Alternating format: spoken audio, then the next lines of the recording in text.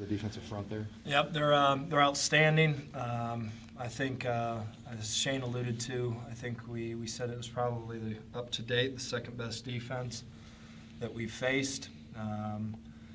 Their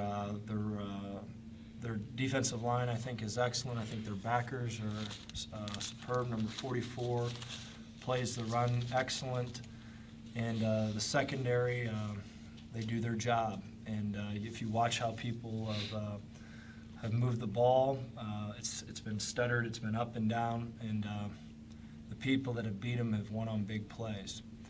And I just think it's a really good defense. I think John does a great job over there with the defense. I've played against him when he was at Ohio State and Notre Dame, and I always had a really good respect for him. How did your guys bounce back after? How's practice been? Practice has been good, but it's been good all year long in terms of we've got kids here with great attitudes. Things are not the most ideal situation on our side of the ball, as you well know. We're fighting some uphill battles. But the fact of the matter is we've got enough talent. We're young. We're not experienced.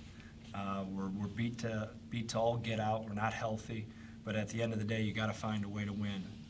After the Duke game, why I acted like a kid in a candy store is the fact of the matter is we were in some adverse waters and made a couple plays to win the game. We didn't do that last week. All right. With all that being said, with all the stuff that's against you, you got to find a way, and we didn't find a way, and we didn't. All right. And we're not going to sit here and finger point whenever things aren't great. So what we got to do is find a way to move the ball enough, be efficient, and find a way to attack this Virginia defense, who we think is excellent.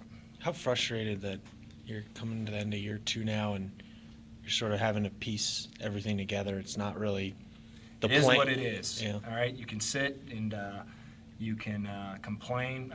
I would love to see this team stay healthy. I'd love to have those 4 backs right now. You'd love to have all that. But the fact of the matter is that's not where we're at.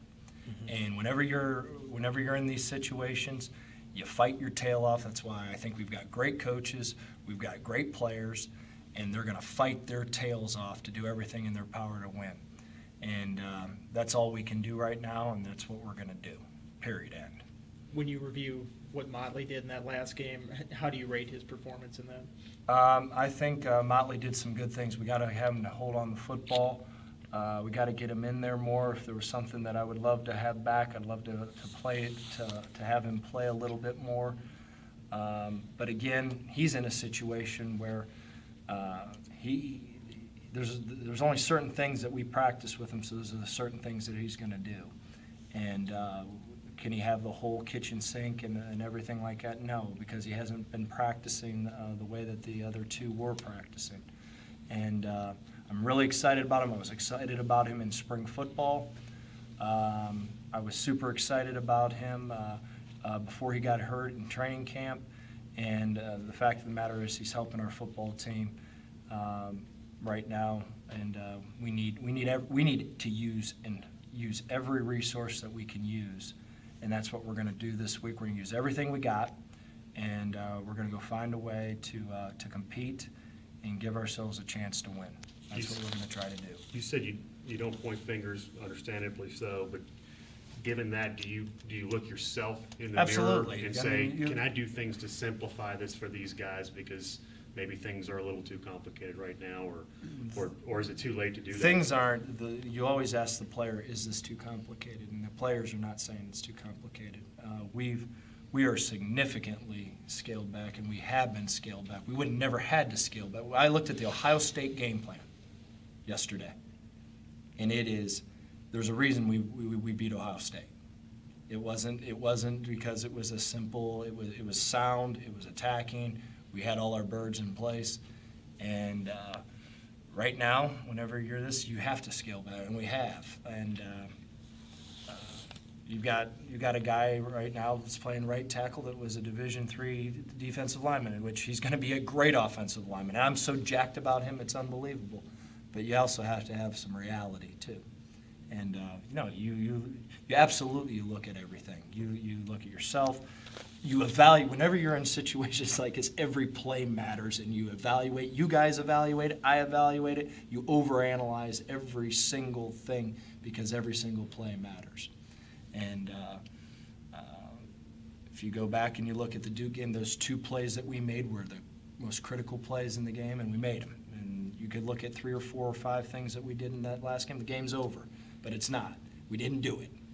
And that's just, it is what it is, and we got to go find a way this week to make those 4 or 5 things happen, and not turn the ball over, not put our defense in a bad situation, and fight our tails off. I don't think it's any secret. You guys have had some injuries on the offensive line. It seems like defenses are just kind of throwing the house at you in terms Yeah. of blitzes. Does Brewer need to be cognizant of that when he's back there and adjust accordingly? And There was a couple times in that game that he could have, and there was a couple times from the naked eye. You know, if you were just watching the game, you go, "Why didn't?" Well, he didn't. There's no way in heck he could have saw it. So, I always say this with a sack: always have, always will. There's a combination of a lot of things. It's not just It's sometimes not just the offensive line. It's sometimes not just the back. It's sometimes the receivers. It's sometimes the quarterback. And there was a few times that I thought we could have helped the situation at the quarterback position. And there's a couple times that he had no chance. But that's football. You can't just point your finger. When you go through your sack reel at the end of the year, you go, well, our X receiver here didn't get off the jam properly. The ball couldn't get out on time. So there's a lot that goes into all that. So. I sense, and correct me if I'm wrong, I sense some more urgency in your voice just than natural this Well, week. hey, the thing of it is Yeah. that this is a big week, and every week's big here, and you gotta have some type of edge to you, and you gotta go, and that's the way our players are approaching it. That's the way our staff's approaching it, and heck, this is the big week for. It is our week. It's a huge week for Virginia Tech, and I don't care if the things were perfect here right now. The urgency in my voice would be the same because it's a big ball game against a huge rival. I've been a part of it this is only my second one, but I get it. After going over there last year, I understand it. I understand the urgency. I get it. I totally get it. So it didn't matter if things were perfect right now and we were rolling, it'd be the same way. A couple of weeks ago at Duke, Daddy Nicholas was over kind of giving the offensive guys Yeah. a pep talk, and we saw Bud kind of give Brewer a little bit of a Yeah. pep talk. Is the chemistry good? Because when we look at it and say the offense is struggling, the defense is pitching a shutout, they must hate each other.